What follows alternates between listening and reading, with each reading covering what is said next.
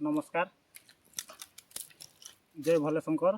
आज आम ओडार द्वितीय कपिलास को आसिक पहुँची जाइए। देखिपे पछपटे अच्छा देवी आमर सांग से कह विषय जे केमती कौन जगह कौन खासियत रही जनइब।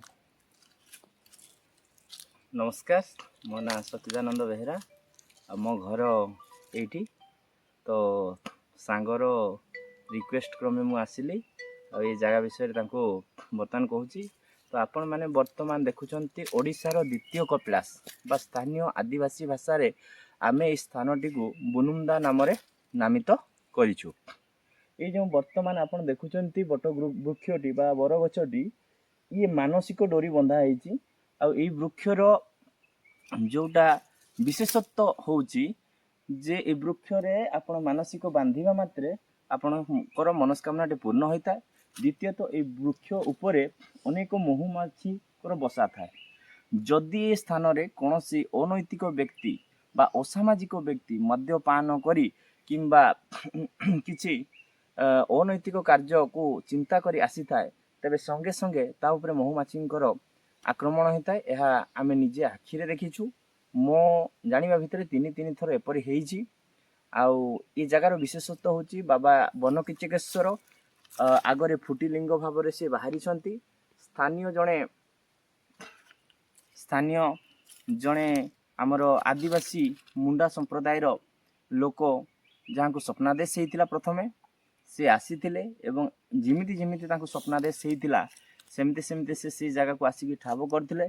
कालक्रम से देखी एठारे गोटे बाबांकर आविर्भाव होती फुटिलिंग अच्छा। तेणु बर्तमान जीवा आम से स्थान को बुली जावा जो बाबा बनकिचकेश्वर द्वितीय कपिलास रे मयूरभंज जिलार सामाखुंटा ब्लॉक अंतर्गत केन्दुआ पंचायत अधीन रे थिबा आमर केन्दुझुरी ग्रामर अति निकटरे जहाँकि शिमिलीपाल आम पाददेश तो कहवा सेठारे बर्तमान आविर्भाव होती। अति सुंदर जगह। बर्तमान आसतु बुली जावा।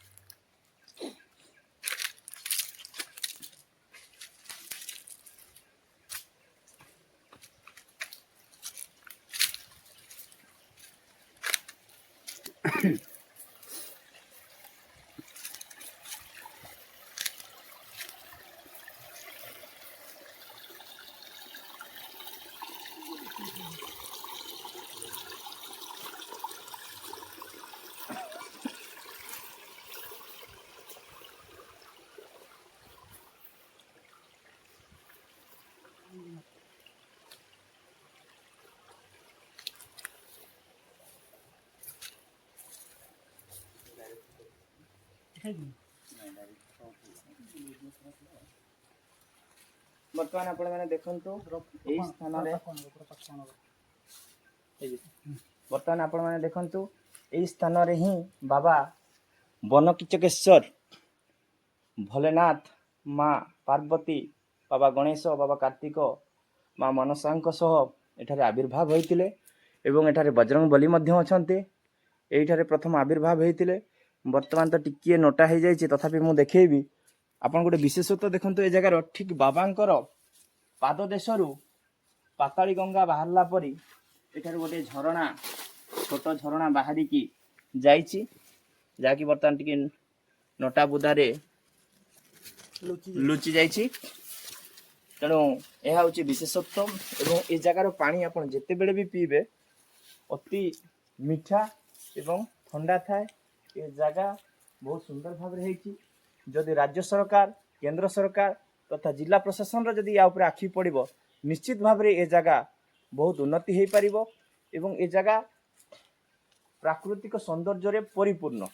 केवल यार विशेषत्व को लोकलोचन को आनिबा बाकी अछि एवं आपण माने भी जो माने देखुछन्ते सेही ठारो मुंडिया मारी बाबा को प्रार्थना कर दियंतु आपनकर मनस्कामना पूर्ण हो जिवो।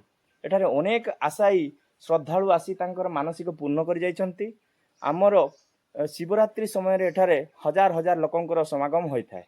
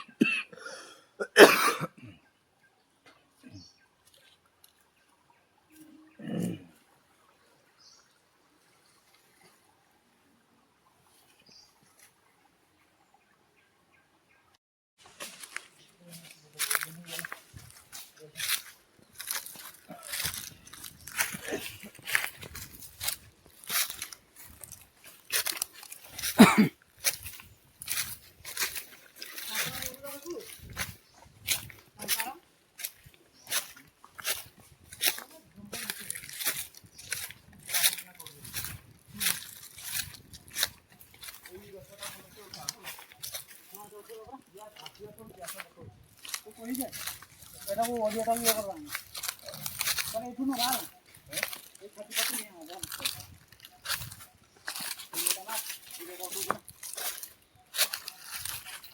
ଦେଖା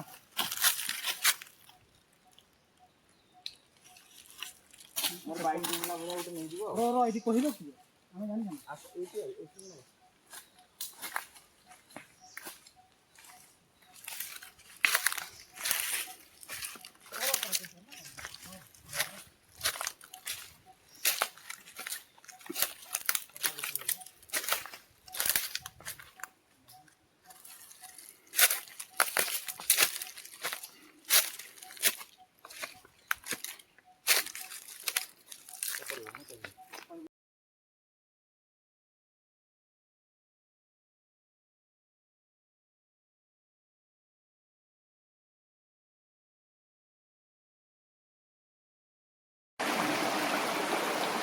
ଆପଣ ଦେଖିପାରୁଥିବେ ଏଇଟା ଆପଣଙ୍କର ଭିଜିଟିଂ ଯଦି କରିବେ ଏଇ ସାଇଡ଼୍ ତାହେଲେ ଆରାମସେ ଆପଣ କରିପାରିବେ ବଢ଼ିଆ ଲୋକେସନ୍ ଅଛି ଏ ସାଇଡ଼୍ରେ ପାଣି ଝରଣା ପାଣି ବି ଆସୁଛି ଦେଖିପାରୁଥିବେ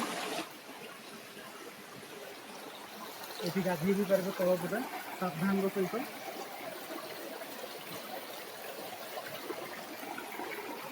ସାଇଡ଼୍ରେ ବଢ଼ିଆ ଦେଖନ୍ତୁ ପୁରା ସୁନ୍ଦର ପୁରା ଅଛି ଆରାମସେ ବସିକି ଏଇଠି ଆପଣ ଏନ୍ଜୟ କରିପାରିବେ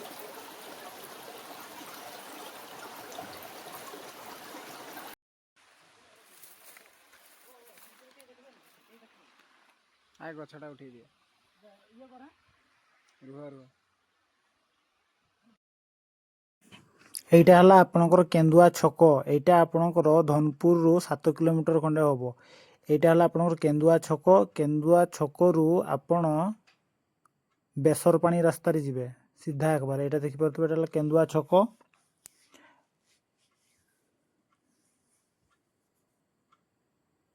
এটা ଦେଖିପାରୁଥିବେ ଏଟା ହେଲା କେନ୍ଦୁଆ ହାଇସ୍କୁଲରୁ ଆପଣମାନେ ସିଧା ଯିବେ ବେସରପାଣି ରାସ୍ତାରେ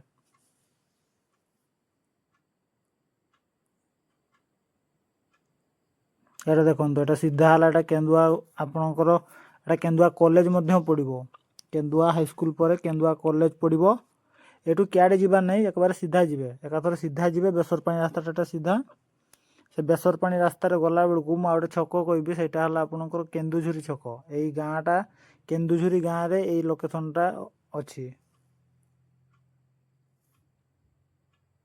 ସିଧା ଏ ରାସ୍ତାରେ ପଳେଇବେ ଆପଣ 3 କିଲୋମିଟର ପାଖାପାଖି ସେଠି ଯାଇକି ପହଞ୍ଚିଯିବେ କେନ୍ଦୁଝୁରି ଛକ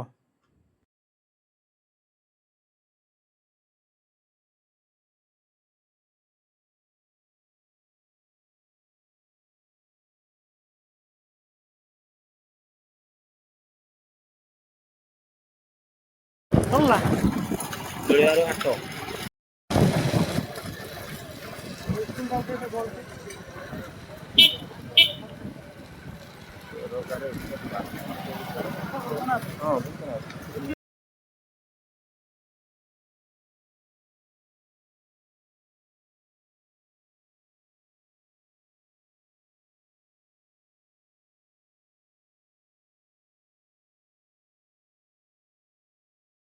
এটা ଦେଖିପାରୁଥିବେ ଏଟା ହେଲା କେନ୍ଦୁଝୁରି ଅଙ୍ଗନବାଡ଼ି ଏ ରାସ୍ତାରେ ସିଧା ପଡ଼ିବେ ଗାଁ ଭିତର ଦେଇକି ଯିବେ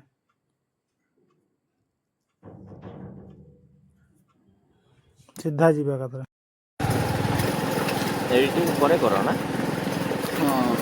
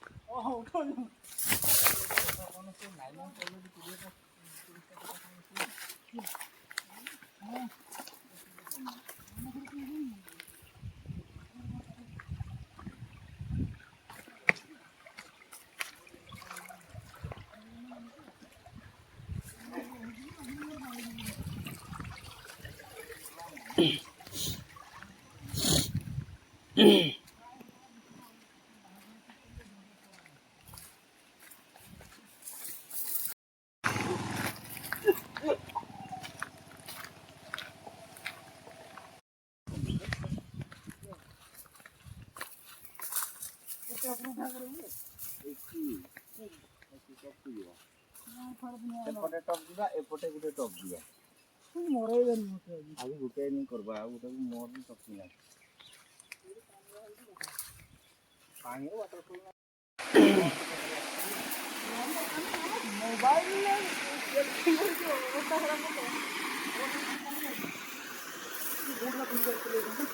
ହଁ